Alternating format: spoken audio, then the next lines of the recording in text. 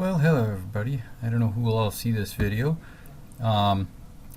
This is to try and take care of this latency or bandwidth. I guess it's really not latency. I opened it for latency. It is a throughput slash bandwidth question and issue that I'm seeing on our SD-WAN, and I'd like some clarity. So what I've started with is to we've got the WinStream site, the NSP thing. We're in the SD-WAN tool, and I've got an all sites summary here. We've got Brookfield, Hanover Park, and we've got De Pere, which is also Green Bay. I can see all of my devices, and this is just a summary, but if I come over here and I look at a specific site, we'll start with Brookfield since that's where I opened the case from. I can see my VeloCloud device. I can see the Ethernet connection here, and you can see we got 198 meg one direction and 240 meg the other direction, which is a nice little surprise. Get a little more than I expected. This throughput here is the real question that I have. The number, it takes a few seconds for it to show up, but so I'll wait here for it to pop up. But basically right now it's saying bits per second, kilobits, megabits per second. The number changes, and sometimes you might see a few gigabits depending on how much traffic is going back and forth, right? To give you guys an understanding of the overall infrastructure, I'm sitting in the Hanover Park office, and so this is the connection there. We have two network connections there, one that's about 100 meg, bring your own bandwidth to Comcast, and then the WinStream supplied bandwidth, which is 50 meg. And you can see our throughputs are, they vary all depending on what it is, but basically we've got a nice big amount of pipe to work with, or pipes to work with. De Pere is similar to Hanover Park. We've got two connections there. One of them is a fiber optic 50 meg connection. The other is ADSL from AT&T, and so we only got 60 meg one way and almost 13 the other. That's our overall picture. And if I come over here to Brookfield office once again, which is where we saw that nearly 200 meg on both directions, this is the device that I began and opened my case with, so we'll just start here. But really the issue is the overall picture or infrastructure of this thing.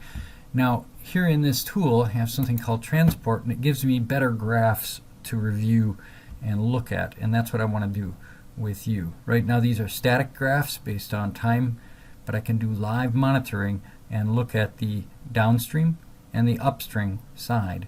So let's start that and kind of get a picture of things this way. On the y-axis over here we see 200K, 400K, 600K, so we hit a high of 1 meg, but this number, it changes depending on the actual use. So it'll bump up, and suddenly this 1 meg, which really looks big, will shrink down to nothing. So it's kind of a, what do you want to call it, a relative graph. On the bottom we have the same kind of thing here, 500K, 1.5 meg, etc. And in this office, again, there's only one network connection, the 200 meg pipe. And I can do this exact same thing with all of them, and if you go to the other two offices, you've got different colors for the two different streams, which is nice. But let's just work with this one. Now from the Hanover Park office, where I have a 50 meg pipe and a 100 meg pipe connected to the SD-WAN, I'm going to run a test independent of this here, and this is a LAN speed test that I've got. It allows me to specify a PC that I've got some software on, and I can do writes or reads or both. I can specify the size of my packets. I can specify 9 gig packets if I want, which seems ridiculous, but we're going to go with 10 meg packets. Okay, so 10 meg packets, minimum, maximum, or I can just leave this box checked where basically it's the maximum of size that really matters. It'll be anything up to 10 meg packets. It'll vary those packet sizes. And I have the ability here to everything I've ever tested. There's a log with all kinds of data here with every single packet transfer and the actual times and the actual throughputs and so on. So I'll send this information to you for the tests that we performed today. But now I'm about to go ahead and start this. We're going to do what's a write from the perspective of Hanover Park up to Brookfield. And you can see right now we're at 1.5 on the up and 4 meg here for the relative Y graphic. I'm going to hit the start now, and you'll see a dramatic shift. Okay, so everything's dropped down because we've hit some big numbers here. We're hitting a ceiling of about 4.5 meg here, but on this one, which is the downstream one, we see 15 meg ceiling. That's a pretty big chunk compared to where we were a minute ago.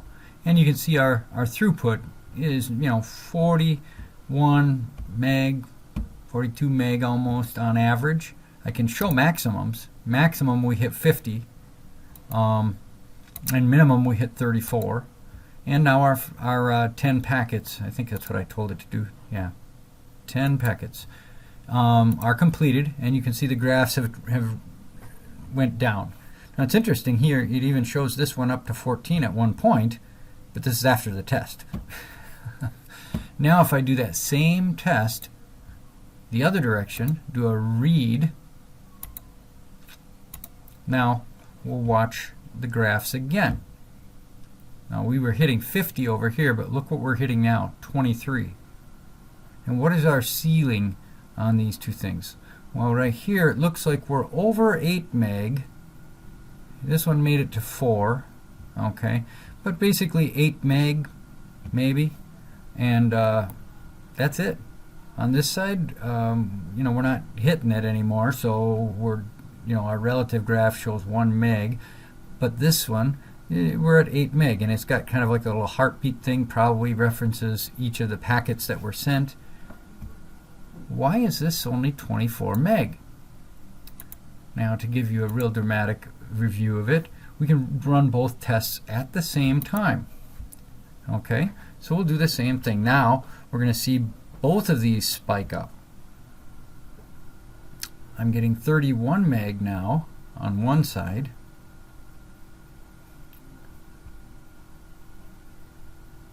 and it takes a lot longer to do this test because this one, whoa, 4 meg, that's really not good. That's actually that's much worse than I anticipated it to be.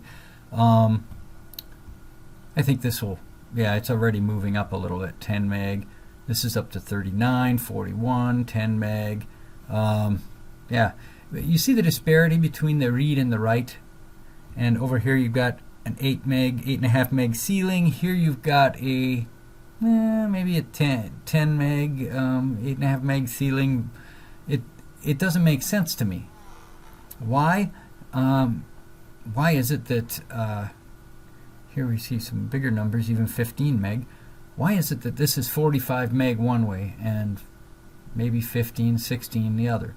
Our maximums, well, 52 and 26 so far. The test is still running. Okay, it's complete.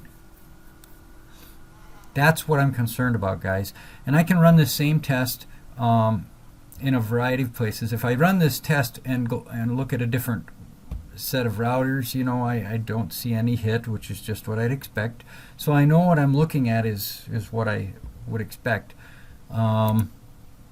Let's just, for the heck of it, take a look at the Green Bay office. Okay, and I'll switch over this to Green Bay and hit Start Live Monitoring. And no, it wants me to say, are you sure? And of course, in this environment, you see that there is the AT&T service, which is actually ADSL, and then you've got the Windstream Ethernet, which is the blue. So the blue is your bandwidth, and the green is AT&T's bandwidth. And again, this is all the same kind of thing, a relative y-axis graph. if I run this same test with both a read and a write, and 10 packets and varying the packet size, let's move it down a little because I don't want this thing to take forever. Okay, you're going to see a very similar result. Now we're hitting the go button, and let's see what we get. 26 meg. Oh, we see something jumped up here now. Nearly 6 meg on the upstream side. And of course here we got 31 meg of one direction and 17 on the other. It's on par. It's about half every single time. Here we hit 10 meg. Here we're hitting 5 megs. So it looks like the ceiling on the upstream is right around 5-6 meg, and on the downstream when we're doing this is around 10 meg. And again, it's just 36 over 17. Our maximum's 40 over 19. Kind of looks like we're hitting some kind of an imaginary wall, and I'd like to know what that is. And it's interesting, you see the little heartbeat action going between both graphs. That's probably packet after packet, I'm guessing. Each packet, completes. There's a brief pause, and then the next packet gets pushed through. So there we go. Our test is over, and these things will now, they show that they're going down. Now, one thing I was thinking about as I'm sitting here explaining this to you is I didn't actually put up the Hanover Park graphs since I'm testing from Hanover Park. So let's do that. You won't see a lot of difference between it because the end result is still what it is, but let's do that. Start live monitoring. So I'm waiting for the graph to come through here. Alright. And this is taking longer than I expected.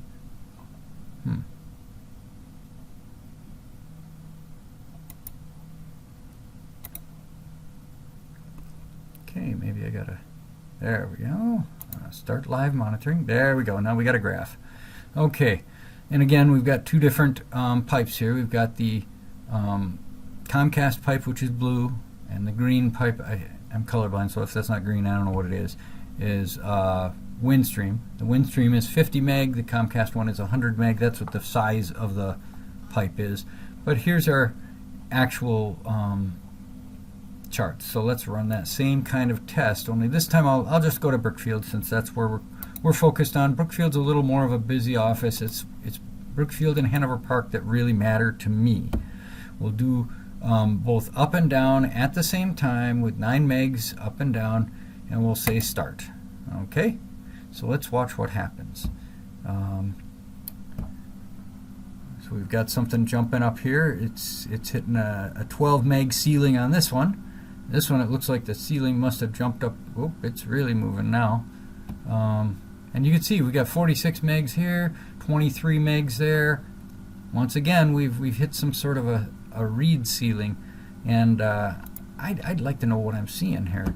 Why is it that we're hitting what, 25, maybe 26 meg here, and maybe 16, 17 meg there? Doesn't matter which tool I use, the same kind of result, and wherever I'm measuring from, it's the same kind of result. So I will note that I have seen slightly better results when I use larger packets. I've done 30 meg packets before, and I can do that. It's not the ultimate result that I'm interested in. It's the disparity of the result that I'm really concerned about. I know we have the bandwidth here, so I'll go ahead and change this up to 30 just for the heck of it, and we'll do that same test right away. So we should see a huge hit now. Yep. Yeah, we hit a ceiling of about 24 here. And what's this one? The ceiling's almost 40. That's probably the largest ceiling we've seen so far, right? It's still moving, but that's a huge ceiling. But look at the disparity. 40 over 14 or 15. Our maximums are not much better, right? It doesn't make a lot of sense to me that we have such disparity, and that's why I have this case. So if you could explain it, or find a problem and explain it, I'd be glad to entertain all that information. I do like to understand what I'm seeing, and I don't understand it. So I'm going to go ahead and stop this. I will send over some of these logs as well as this video. Thanks for entertaining it.